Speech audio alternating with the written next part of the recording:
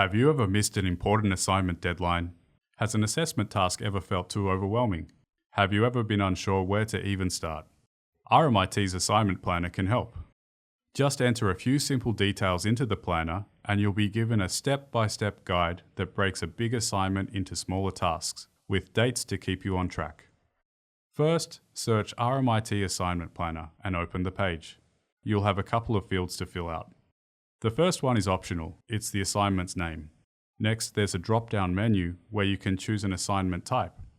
The basic assignment option will give you some generic steps to follow, while the more specific assignment types will give you a tailored plan. Then you'll need to select either group or individual assignment, and the assignment's start and end date. Lastly, select Create Assignment Plan. From there, your assignment will be broken up into steps that include instructions and links to useful resources. You can view your plan in Task View or in Calendar View. Both will show the amount of time you need to dedicate to each step.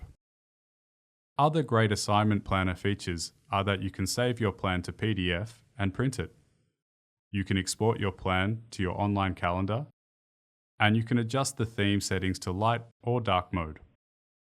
Once a plan is generated, you can also copy and paste the URL to your group.